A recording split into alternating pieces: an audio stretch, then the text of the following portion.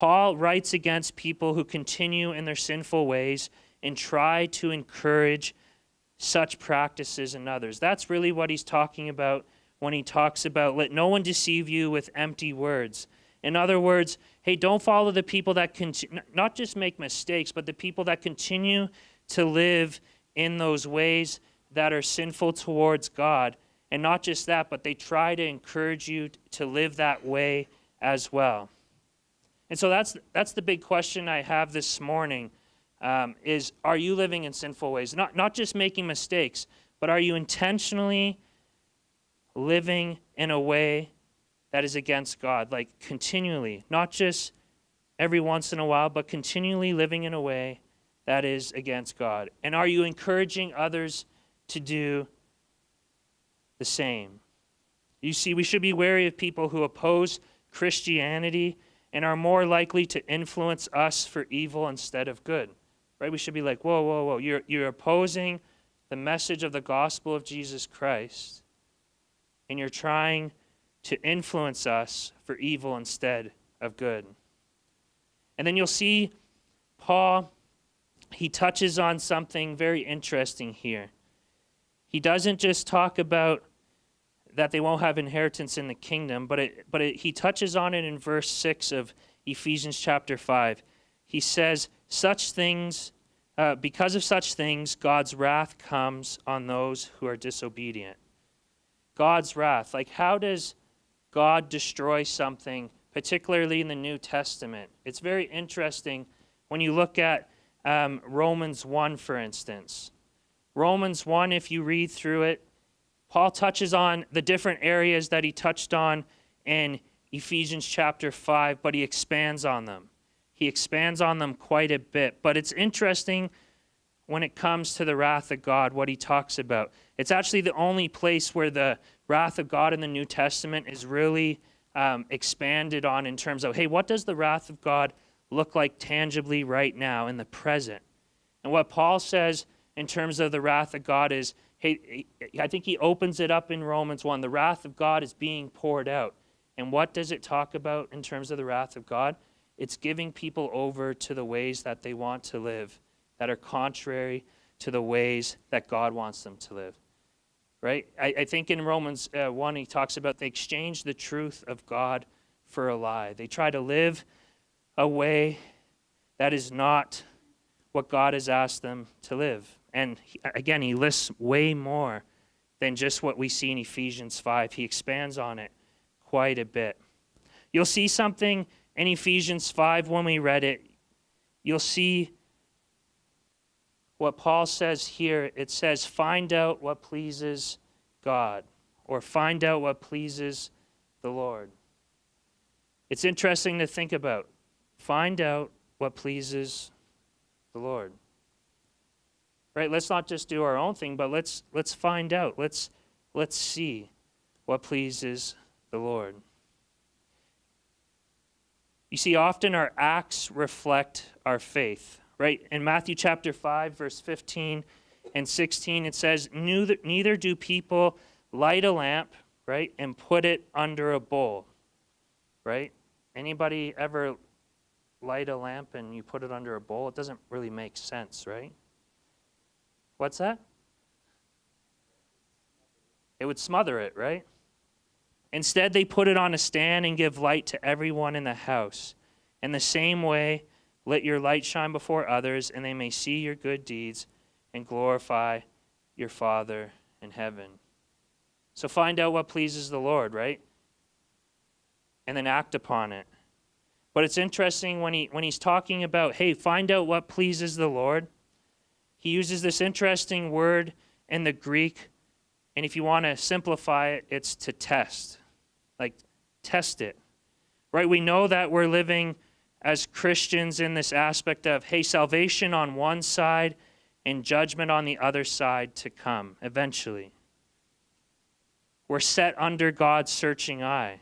Christians come under a twofold testing, right? When it comes to testing, we come under this aspect of, hey, are we learning the will of God by testing? You can look at Romans 12, you can look at Ephesians 5, Philippians 1, You can look at 1 Thessalonians chapter 5. And then we're also told to test the spirits. So, hey, don't just learn the will of God by testing, but, hey, there's going to be other spiritual beings that come and try to test you and put you into maybe a way that's not of God. So you have to test those spirits that come as well. But in the second part, when Paul is talking about this aspect to test, is this aspect of, is this working now?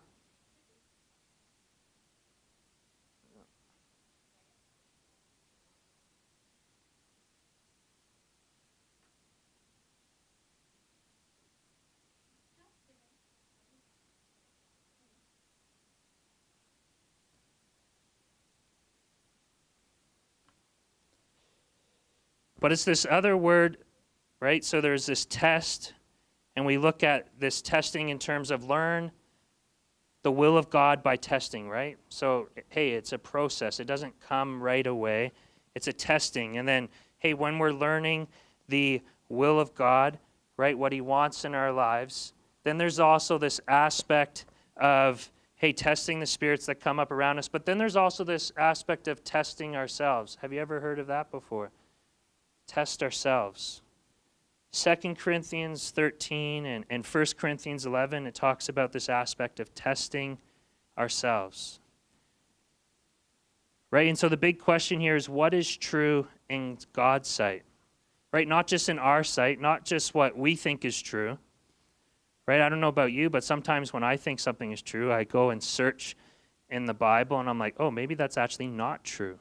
What does God have to say in terms of his will, in terms of what is his truth? And so that aspect of, learn the will of God by testing, right? Searching the Bible, seeing what is truth in terms of what he says is truth, but then testing ourselves to see, hey, are we living in his truth? Are we living in his mindset of what it means to live in truth? You see, he only wants what's best for us. That's an interesting piece to think about. Is this working now or no?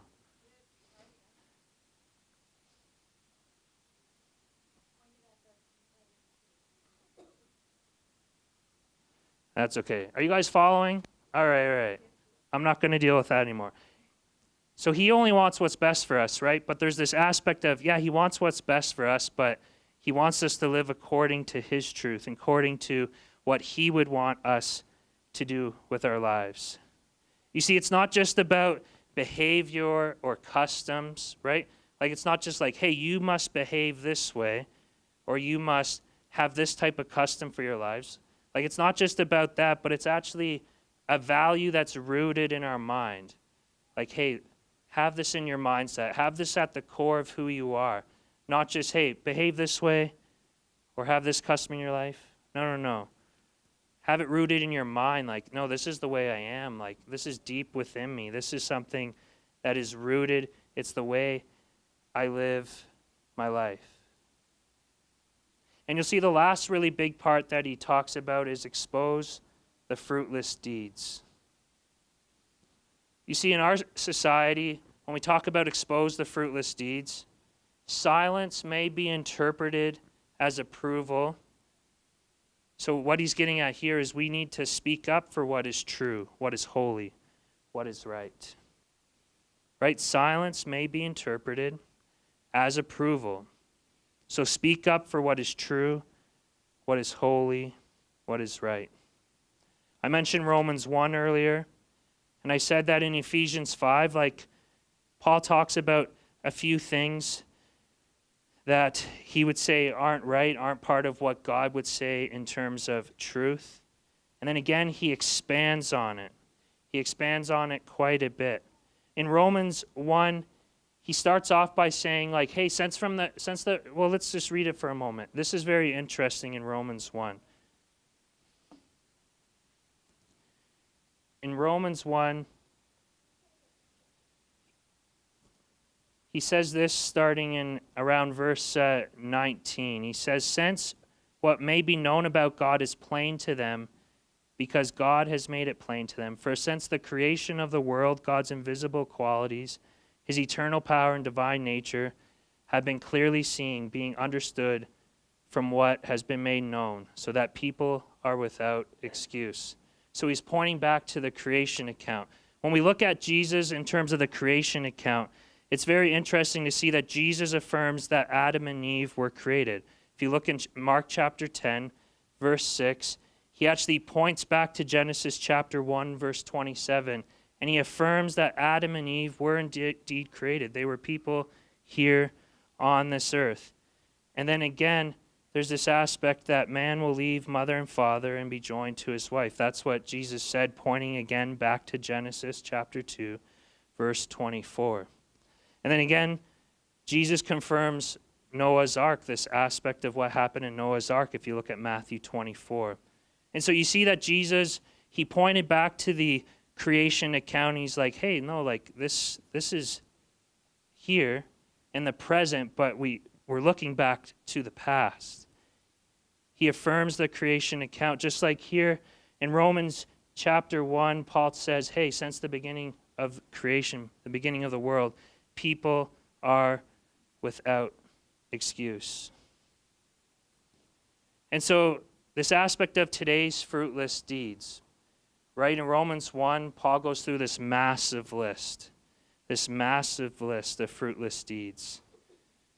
And so it's up to us like to try to discover, hey, what does it look like in terms of the fruitless deeds that Paul was referring to in Ephesians chapter 5. And again, he said in Ephesians 5, expose the fruitless deeds, right? Expose them. Bring them to light. Don't let them hide in secret in the darkness. No, expose them. And then again, he said this aspect of let no one deceive you with empty words, right? The people that are living in the fruitless deeds, but not just that, they're trying to encourage you to live in them as well and find out what pleases the Lord. And so those are the three big things. Let no one deceive you with empty words. Find out what pleases the Lord and expose the fruitless deeds. Some of you know that I was in a training yesterday from about 9 a.m. to 5 p.m. And then right after that, I went to a Thanksgiving meal with family. So I was like not home from like 9 a.m. to about 8:30 p.m. It was like intense. And something that came up in the training was very interesting. Has anybody ever heard of the 7 Mountains? Nobody? Marty has? Back in 1975, the leader of, his name is Bill Bright. Marty can correct me if I'm wrong. Campus Crusades. I believe he was the leader of Campus Crusades. And then also the leader of YWAM. Any YWAMers in the room? No?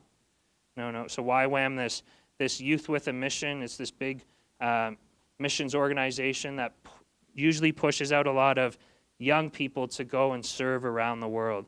I've seen them in various places that I've been in. When I was in Greece, I attended one of their church services they had. And it's interesting. So those two leaders, they came up with this mandate in terms of, hey, how do we reach a nation for Jesus Christ? How do we reach a nation for Jesus Christ? And it's interesting, as they started to talk about it yesterday, it seems like people have finally caught up a little bit in terms of what they were talking about back in 1975. It takes us sometimes a while to catch up to what's going on. A lot of people today would refer to them as the 7 mountains. And the 7 mountains are this. And we're going to talk about it at our tables a little bit.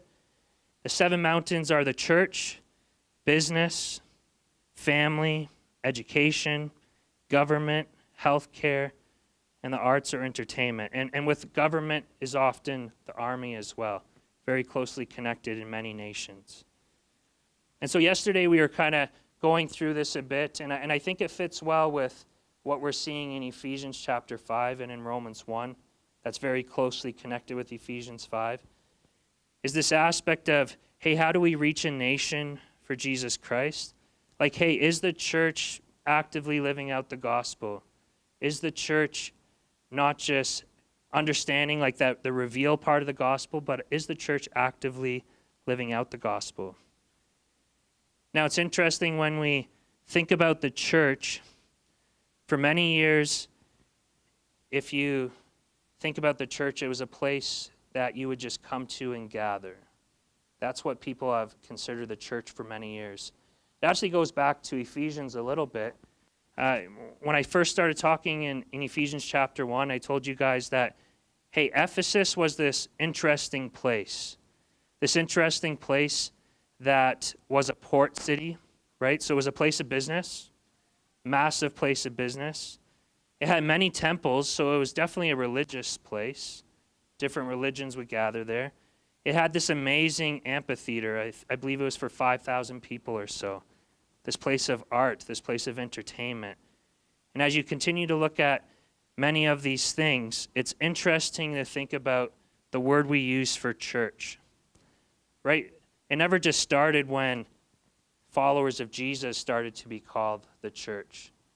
The word that's used for church was actually used way back in the day, and it would refer to when you have someone maybe from the religious community or the business community or the family, like you have a representative from each community, and they would come to these meeting places. They would come to these meeting places, they would gather. They would gather. That's one of the key words when it comes to the church, this aspect of gathering. So these people from different sectors, they would come together and they would gather, and they would maybe discuss some of the issues of the day or discuss how can they make their society a better place. And so back then you probably would have had, in terms of business, you would probably have maybe the leader of the port, right? Like the person that kind of controlled the ships coming in, coming out. You would most likely have farmers there because, hey, that was a big trade in the day. You'd most likely have someone that maybe represents the families, like, hey, what are like the young kids up to? What are the moms thinking? You would probably have someone in terms of the education, like, hey, what are we teaching our kids today? What does this look like? You would definitely have like a statesperson, some type of government official, maybe someone from the army, and then healthcare, and then the arts and entertainment. You would have all these people that gather together, right? And so when we talk about the church and the same word is used, it's this aspect of gathering. But the interesting part of the church is if you look at the scriptures a little bit more, it talks about, going and making disciples of the nations. It talks about, reaching out beyond our confines, beyond our comfort. It's this aspect of, hey, yeah, we're supposed to gather, but we're also supposed to be going. Gather and go, right? Many of you work in these different sectors that were listed here. And it's interesting, when we gather on Sundays, we're also supposed to have the mindset as the church, we're supposed to go into these spheres. And so yesterday in this leadership training, there was about 3 or 4 pilots. Like they're supposed to go into their workplace and have influence as a Christian, right? Either WestJet or Air Canada. One of the pastors said, hey, we should get a new airline for Canada because both are experiencing issues. And that's when some of the pilots are like, whoa, whoa, whoa. And especially, there was an air traffic controller in the room.